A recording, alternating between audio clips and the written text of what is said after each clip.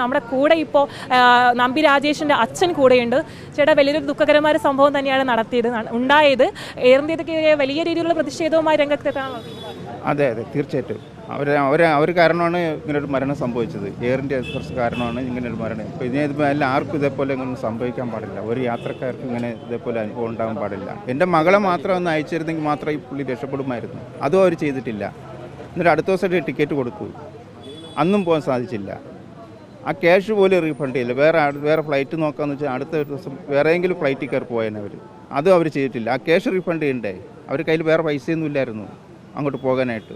അതുകൊണ്ട് ഞങ്ങൾ അതിനുള്ള മറുപടി പറഞ്ഞേ പറ്റുള്ളൂ. ഞങ്ങളുടെ അടുത്ത് അതിനുള്ള പ്രതിഷേധമാണ് ഞങ്ങൾ ഇവിടെ രേഖപ്പെടുത്തുന്നത്. അതിന് എയർ ഇന്ത്യ അതിനുള്ള മറുപടി പറഞ്ഞേ പറ്റുള്ളൂ. 5-3 വയസ്സുള്ള 2 കുട്ടികളാണ് എൻ്റെ മോക്കുള്ളത്. ഞങ്ങൾക്ക് വേറെ നിവൃത്തിയൊന്നുമില്ല. ഈ പുള്ളിക്കാരനാണ് എല്ലാം ചെയ്തുകൊണ്ടിരുന്നത്. മോളുടെ പഠിത്തം എല്ലാ സകല കാര്യം പുള്ളി ചെയ്തുകൊണ്ടിരുന്നതാണ്. അപ്പം എയർ ഇന്ത്യ തന്നെ എന്നോട് മറുപടി പറഞ്ഞേ പറ്റുള്ളൂ. ഞങ്ങളുടെ അടുത്ത് അതിനുള്ള പ്രതിഷേധമാണ് ഞങ്ങളിവിടെ നടത്തിക്കൊണ്ടിരിക്കുന്നത്.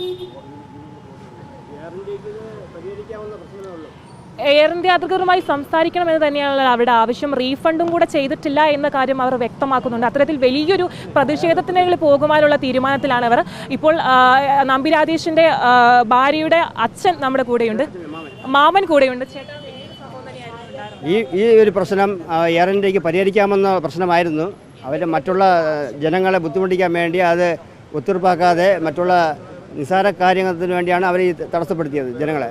എന്തായാലും അവരുടെ സ്റ്റാഫിൻ്റെ ഒരു കൺട്രോളിൽ ഒരു നിയന്ത്രിച്ച് പോകുമായിരുന്നു. ഇവർ ഒരു മീറ്റിംഗ് വിളിച്ച് എല്ലാവരുമായിട്ട് സംസാരിച്ച് ഒത്തുതീർപ്പാക്കേണ്ട കാര്യമായിരുന്നു. ഇത് ജനങ്ങളെ തടസ്സപ്പെടുത്തിക്കൊണ്ടിങ്ങനെ ഇനിയൊരു കാരണവശാലും വരാൻ പാടില്ല. പരാതി ശക്തമാക്കാനുള്ള തീരുമാനം തന്നെയാണ്. പരാതി ശക്തമാക്കാൻ തന്നെ തീരുമാനം, വേറെ വഴിയില്ല.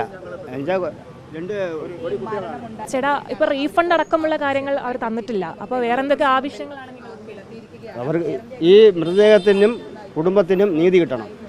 എന്തെന്ന് വെച്ചാൽ അവർ ഈ ഒരു പുള്ളിയുടെ വരുമാനം കൊണ്ടാണ് ജീവിക്കുന്നത്. ഈ പുള്ളിയുടെ വരുമാനം കൊണ്ടാണ് വാടക കൊടുക്കുന്നതും മക്കൾ പഠിക്കുന്നതും വീട്ടിൽ ചെലവും എല്ലാം നോക്കുന്നത്. അല്ലാതെ വേറെ പ്രത്യേകിച്ച് വരുമാനമില്ല. സ്വന്തം വീടില്ല, വാടകയ്ക്കാണ് താമസിക്കുന്നത്. ഞങ്ങൾക്ക് ഇതല്ലാതെ വേറെ വഴിയില്ല. ആവശ്യപ്പെടുന്നുണ്ട്. എന്ന് വെച്ചാൽ ഇനി ആ കുട്ടി വളർത്തണ്ടേ. നമുക്ക് ഈ ആ 2 കുട്ടികളെ കൊല്ലാൻ പറ്റില്ലല്ലോ. അപ്പോൾ അതിനുള്ള സാമ്പത്തികം എന്തായാലും എയർ ഇന്ത്യ അധികൃതരിൽ നിന്ന് നമ്മൾ നേടിയിട്ടേ പോകും.